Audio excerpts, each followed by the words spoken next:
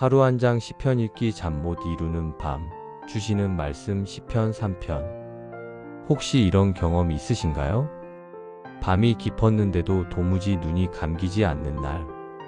몸은 지쳤는데 마음속에서는 알 수 없는 불안이 조용히 올라와 숨조차 가쁘게 느껴지는 그런 시간 말입니다. 하지만 혹시 이런 생각 해보셨나요? 이 불안에서 정말 벗어날 수 있는 길이 있을까? 지금의 나를 누가 지켜주고 누가 내 마음을 붙잡아 줄까? 평생 강인하게 살아오셨던 여러분도 언젠가부터 이런 질문 앞에서는 마음이 약해지는 순간이 찾아옵니다. 사랑하던 사람들은 하나둘 떠나고 나눌 사람도 줄어들고 그때 마음 한구석을 파고드는 그 질문. 도대체 지금 나를 지켜주는 분은 누구인가? 약 3000년 전 지금의 우리와 똑같은 질문을 붙잡고 밤을 지새운 한 사람이 있었습니다. 그는 백성이 아니라 왕이었습니다. 그런데 왕이었던 그가 자신의 아들에게 쫓겨 목숨을 잃을지도 모르는 공포 속에서 광야 이곳저곳을 숨듯 도망쳐야 했습니다. 믿었던 사람들은 등을 돌리고 적들은 더 가까워지고 하나님도 저 사람은 못 구하실 거야 라는 모욕까지 들려오던 그 상황. 그런데 그 절체절명의 밤에 그는 기적처럼 잠을 잤습니다. 그리고 아무 일도 없었다는 듯 편안히 일어났습니다. 여러분, 이 지점에서 누구나 같은 질문을 품습니다. 어떻게 그럴 수 있었을까? 그 평안은 도대체 어디에서 온 것일까? 오늘 우리가 함께 묵상할 시편 3편에는 그 놀라운 비밀이 숨겨져 있습니다. 이것은 옛 왕의 이야기가 아닙니다. 바로 오늘 밤 잠을 이루지 못하는 여러분을 위해 하나님이 남겨두신 특별한 메시지입니다. 지금부터 약 30분 동안 여러분의 마음에 다시 숨을 불어넣을 이 말씀 속으로 함께 들어가 보겠습니다. 오늘 밤만큼은 여러분이 조금 더 편안히 그리고 깊이 쉬실 수 있기를 바랍니다. 자, 그럼 시작하겠습니다. 다윗은 이 시편 3편의 첫 부분에서 자신의 상황을 솔직하게 고백합니다. 나를 대적하는 자가 많다. 일어나 나를 치는 자가 많다고 말합니다. 여기서 우리가 주목해야 할 단어는 많다입니다. 한두 명이 아니라 많은 사람들이 자신을 적대시하고 있다는 것입니다. 여러분, 이것이 어떤 느낌인지 아십니까? 아침에 눈을 뜨면 오늘은 무슨 일이 또 생길까 하는 두려움이 많이 앞서는 날. 많다. 다윗이 느꼈던 것이 바로 이 막막한 두려움입니다. 그런데 더 큰 고통은 다음에 나옵니다. 많은 사람이 나를 대적하여 말하기를 그는 하나님께 구원받지 못한다고 합니다. 당신은 희망이 없습니다. 이것이 얼마나 큰 상처입니까?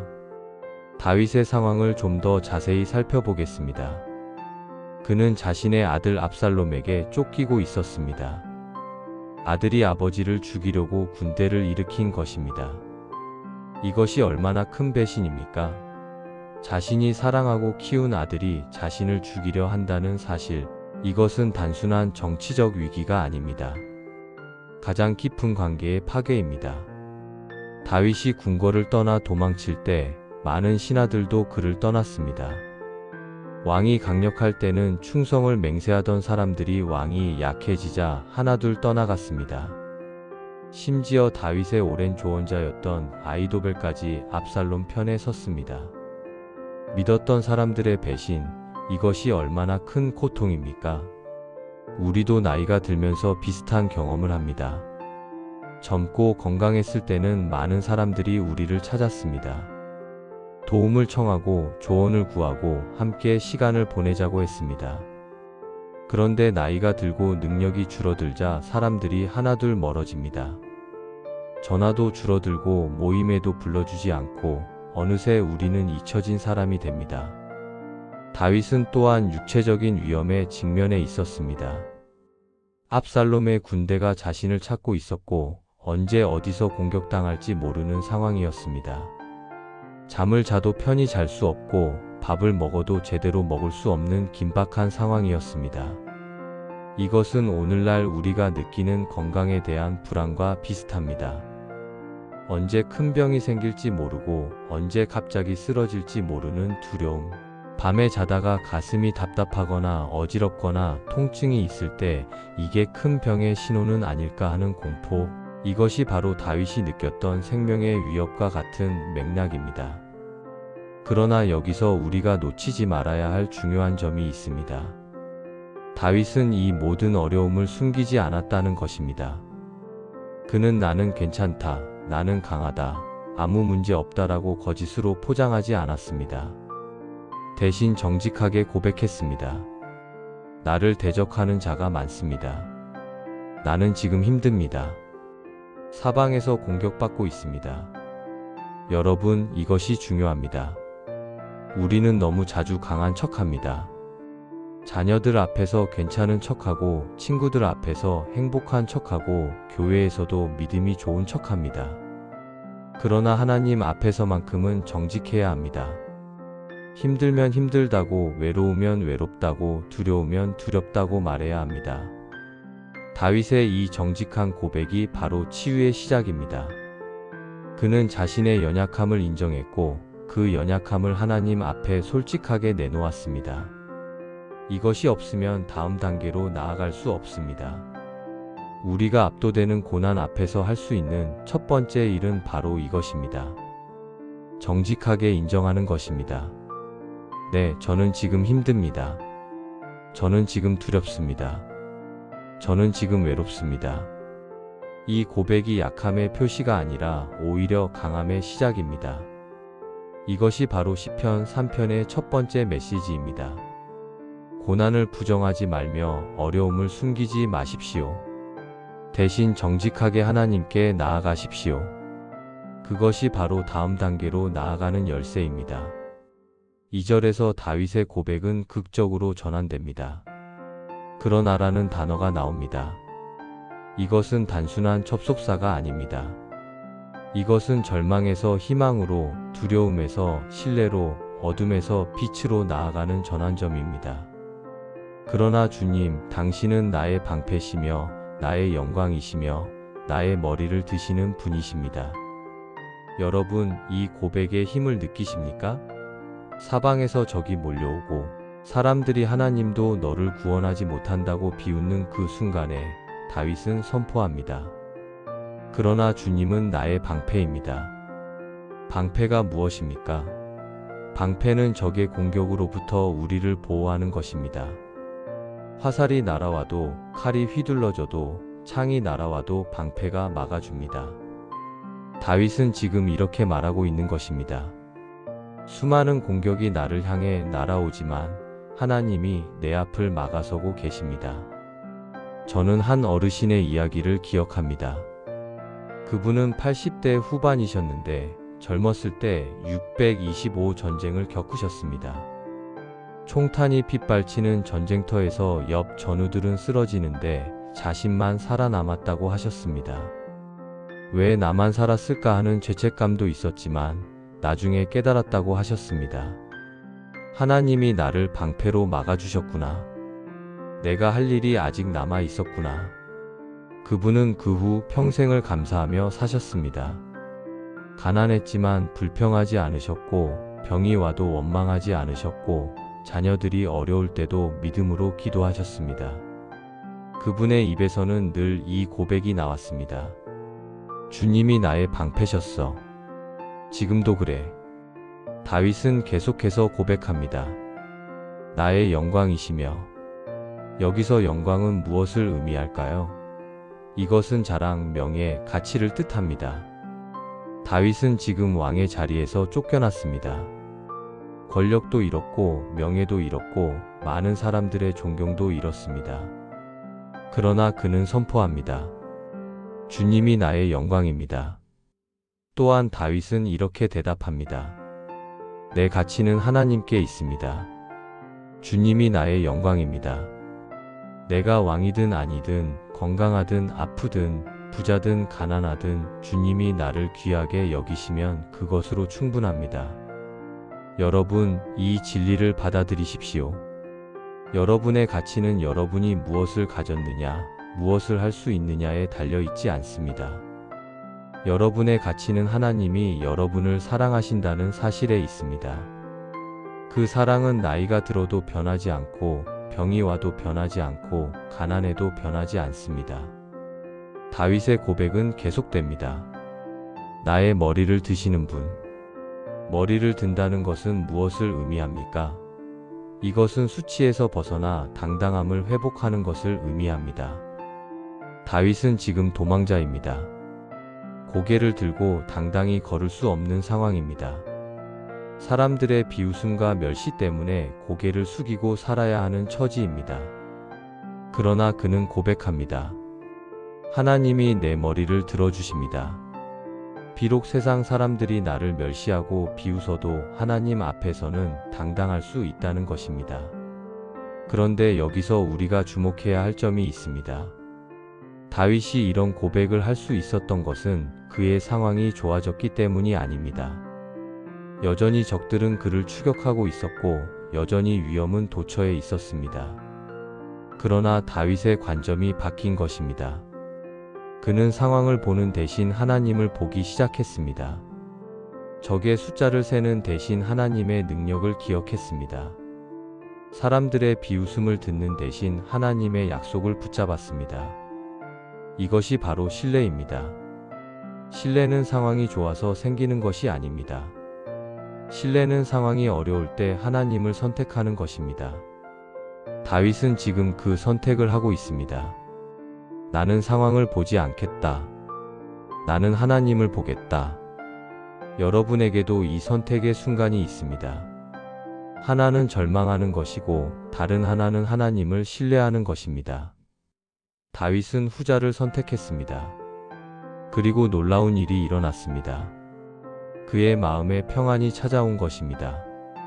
상황은 바뀌지 않았지만 그의 내면이 바뀌었습니다.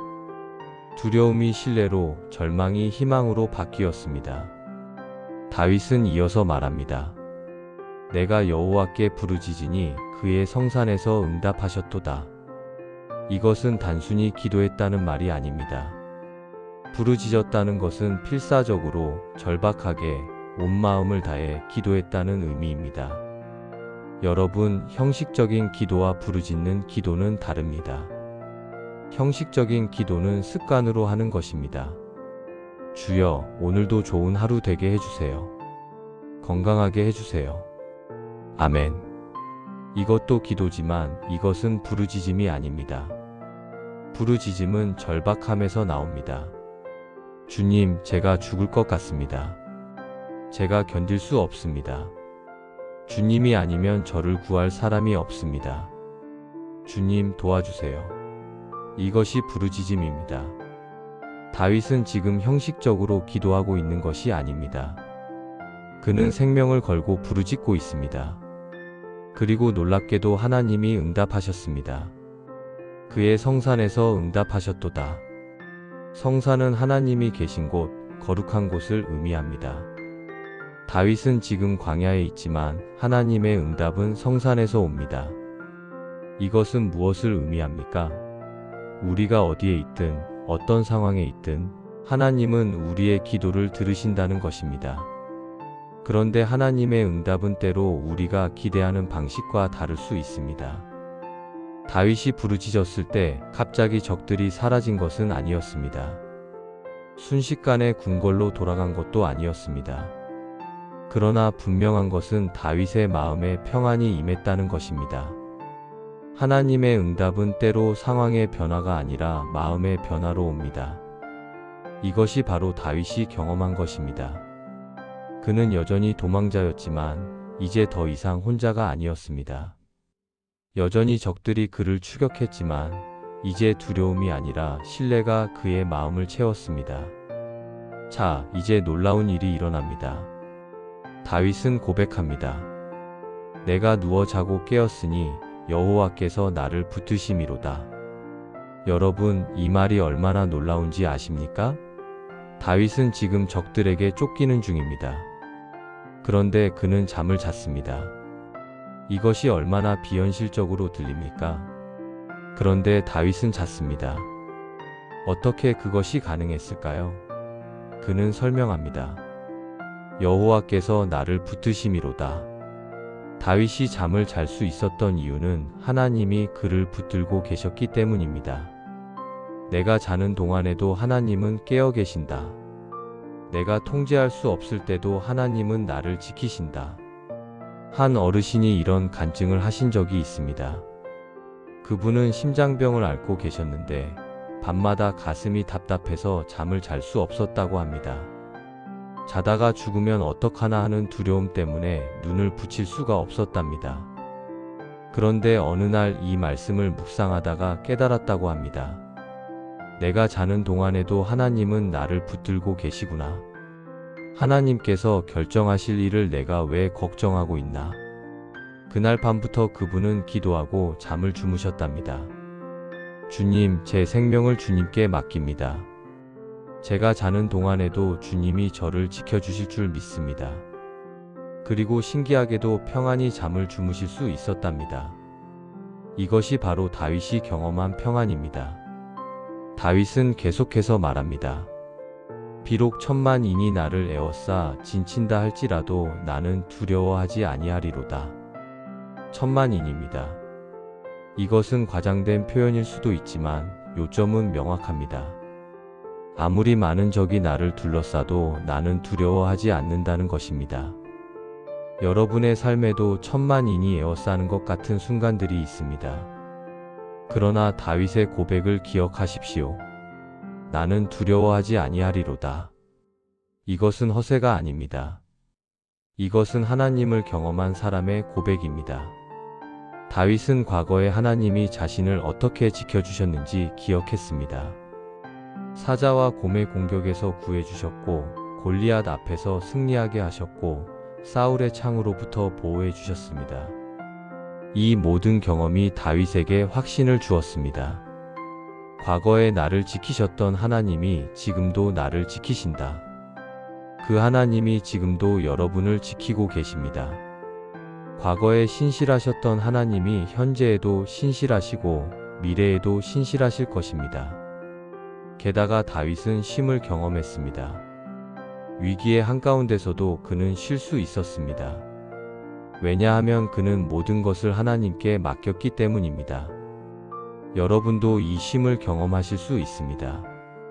오늘 밤 잠자리에 들기 전에 이렇게 기도해 보십시오. 주님, 제가 잠자는 동안 저를 지켜주세요. 제 걱정도, 제 두려움도, 제 불안도 모두 주님께 맡깁니다.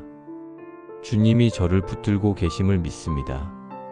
오늘은 평안히 주무십시오. 내일 일은 내일 염려해도 됩니다. 지금은 쉼의 시간입니다. 하나님이 여러분을 지키고 계십니다. 다윗은 시편 3편을 이렇게 마무리합니다. 여호와여 일어나소서, 나의 하나님이여 나를 구원하소서. 구원은 여호와께 있사오니 주의 복을 주의 백성에게 내리소서. 이 마지막 고백은 시편 3편의 핵심을 담고 있습니다. 구원은 여호와께 있다. 이 짧은 문장이 모든 것을 말해줍니다. 다윗은 명확하게 답합니다. 구원은 여호와께 있다. 구원은 내 능력에 있지 않고 내 재산에 있지 않고 내 건강에 있지 않고 내 자녀들에게 있지 않습니다. 구원은 오직 여호와께 있습니다. 구원이라는 단어가 좀 종교적으로 들릴 수 있지만 그 의미는 매우 실제적입니다. 구원은 곧 도움, 해방, 보호, 치유를 의미합니다. 우리를 어려움에서 건져주시고 위험에서 보호하시고 병에서 치유하시고 절망에서 희망을 주시는 것, 이 모든 것이 구원입니다. 그리고 다윗은 선포합니다. 이 구원이 어디에서 오는가? 오직 여호와께로부터 온다. 젊었을 때 우리는 이것을 잘 몰랐습니다. 그러나 나이가 들면서 깨닫게 됩니다. 내 힘에는 한계가 있다는 것을, 내 지혜에는 부족함이 있다는 것을, 내가 통제할 수 없는 것들이 너무나 많다는 것을 알게 됩니다. 그렇다면 누가 우리를 도울 수 있습니까? 다윗은 분명하게 답합니다. 여호와 하나님만이 우리를 진정으로 도우실 수 있습니다. 이것은 다른 도움을 무시하라는 의미가 아닙니다.